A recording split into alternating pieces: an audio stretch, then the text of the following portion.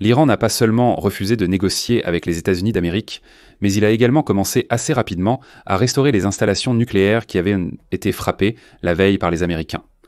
Sur les images de satellite, on a remarqué que des engins lourds sont apparus sur le site de Fordo et ont commencé à dégager les entrées de l'installation.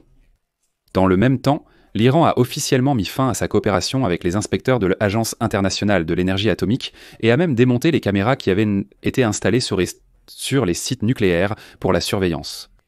Et aujourd'hui, le directeur général de l'Agence internationale de l'énergie atomique, Rafael Grossi, a reconnu qu'il suffirait à l'Iran de seulement quelques mois pour rétablir son programme nucléaire.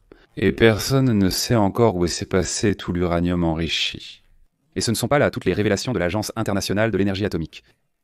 Dans cet épisode, nous allons discuter avec vous de la déclaration de Grossi, qui a choqué beaucoup de gens aujourd'hui. Nous discuterons des conséquences des frappes américaines sur les sites nucléaires en Iran et nous verrons à quelle vitesse l'Iran peut rétablir son programme nucléaire.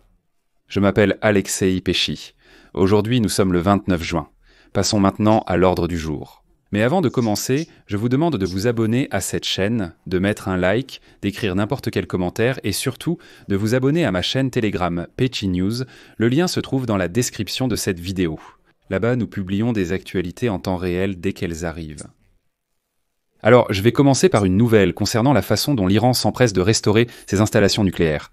Sur les images satellites récentes du site nucléaire iranien de Fordo, on peut voir des engins de chantier. Ce sont des excavatrices et des bulldozers. Et donc, les engins de chantier essaient probablement de dégager les entrées du site souterrain afin d'évaluer l'étendue des dégâts du complexe de l'intérieur. De plus, on peut maintenant imaginer la taille des cratères causés par les frappes de missiles américains. Eh bien, d'après ce que je vois, le cratère fait à peu près la taille d'une pelleteuse. En même temps, l'Iran n'autorisera plus le directeur général de l'Agence internationale de l'énergie atomique, Rafael Grossi, à inspecter ses installations nucléaires et n'autorisera pas l'installation de caméras de surveillance sur ces sites. C'est ce qu'a officiellement déclaré aujourd'hui le vice-président du Parlement iranien, Hamid Reza Haji Babaei. Et donc, selon Babaei, Téhéran a pris cette décision après que des données confidentielles sur les sites iraniens auraient été retrouvées dans des documents liés à Israël. Je vais maintenant citer Babaei. La guerre de 12 jours est la continuation de 47 ans d'hostilité menée par les États-Unis contre le peuple iranien. Il ne s'agit pas de missiles ou du programme nucléaire, mais du peuple iranien lui-même. Babaei a également ajouté que c'est le peuple iranien lui-même qui a pris la décision finale. Citation, « Plus l'ennemi fait pression, plus notre réponse sera forte ». Je rappelle brièvement qu'Abbas Rakchi, le ministre iranien des Affaires étrangères, a déclaré le 27 juin que le pays mettait officiellement fin à sa coopération avec l'Agence internationale de l'énergie atomique. Le 22 juin, les États-Unis ont mené des frappes aériennes contre 3 sites nucléaires sur le territoire iranien, notamment l'usine de Fordo, des installations à Natanz et à Ispahan, où l'enrichissement d'uranium a lieu.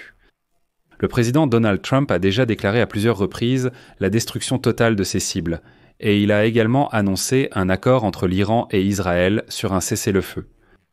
Eh bien, dès le 24 juin, le président iranien Massoud Pezeshkian a déclaré que son pays avait remporté une victoire historique après la fin de la guerre de 12 jours avec Israël.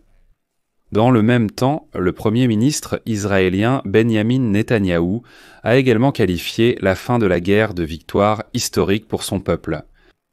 Eh bien, la principale question qui demeure maintenant est de savoir si l'Iran peut rétablir son programme nucléaire assez rapidement après les frappes américaines. Et selon le directeur général de l'Agence internationale de l'énergie atomique, il le peut. Rafael Grossi a accordé une longue interview dans laquelle il a reconnu que l'Iran aurait besoin de plusieurs mois pour rétablir son programme nucléaire. Et maintenant, je vais citer quelques déclarations importantes de Grossi, comme on dit, sans coupure. Voici donc la première citation de Grossi concernant les dégâts. Les dégâts causés par l'impact peuvent être décrits de différentes manières, mais il est clair que ce qui s'est passé, en particulier à Fordo, Natanz et Ispahan, où l'Iran avait et possède encore, dans une certaine mesure, des capacités en matière de traitement, de conversion et d'enrichissement. L'uranium a été en grande partie détruit, mais une partie en a tout de même été préservée. À un moment donné, l'Agence internationale de l'énergie atomique devra y retourner. Bien que notre travail ne consiste pas à évaluer les dégâts, mais à rétablir les connaissances sur les activités qui s'y déroulent et à accéder au matériel qu'ils produiront s'ils poursuivent encore ces activités. Mais cela dépendra des négociations qui pourraient reprendre ou non. Donc ce que nous voyons ici, je pense que nous avons un instantané d'un programme qui a été très sérieusement endommagé.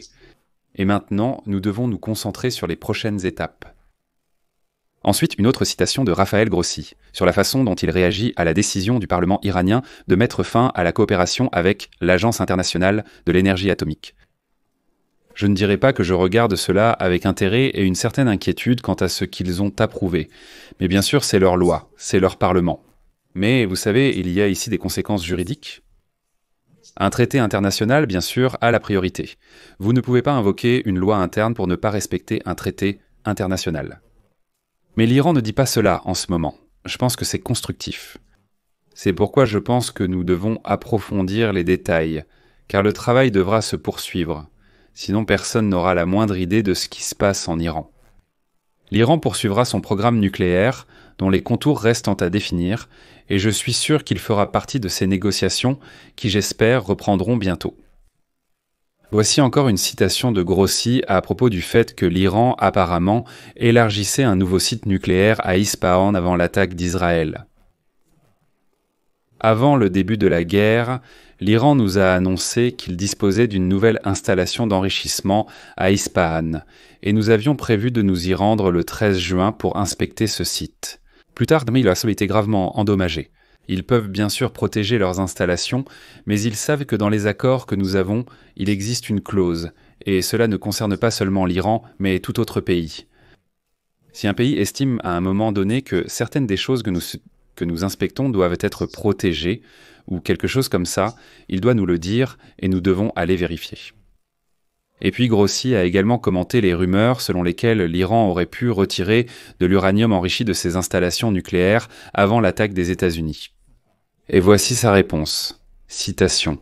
« Nous supposons que lorsqu'ils ont annoncé qu'ils allaient reprendre des mesures de protection, cela pouvait inclure le retrait de l'uranium enrichi. Mais, je l'avoue, nous ne savons pas où ce matériau peut se trouver, ni si une partie de celui-ci a pu être attaquée pendant ces 12 jours. Donc, certains ont pu être détruits lors de l'attaque, mais certains stocks ont pu être déplacés. Donc, à un certain moment, il devra y avoir une clarification. Si nous n'obtenons pas cette clarification, cela continuera de planer au-dessus de nos têtes comme un problème potentiel. C'est pourquoi je dis qu'il est primordial, avant tout, que l'Iran permette à nos inspecteurs de poursuivre leur travail irremplaçable dès que possible. L'Iran avait un programme très vaste et ambitieux, et une partie de celui-ci est peut-être encore là. Et sinon, il y a aussi une vérité évidente. Ils ont certainement conservé le savoir, et ils ont aussi gardé leur capacité industrielle. L'Iran est un pays très complexe en ce qui concerne les technologies nucléaires. Vous ne pouvez pas annuler les connaissances que vous possédez, ni les capacités que vous avez. Donc je pense que nous devons tous comprendre que vous ne résoudrez pas cela définitivement uniquement par la voie militaire. Il doit y avoir un accord. Je rappelle qu'il a été annoncé des mesures de protection, qui pouvaient inclure le déplacement d'équipements et de matériaux.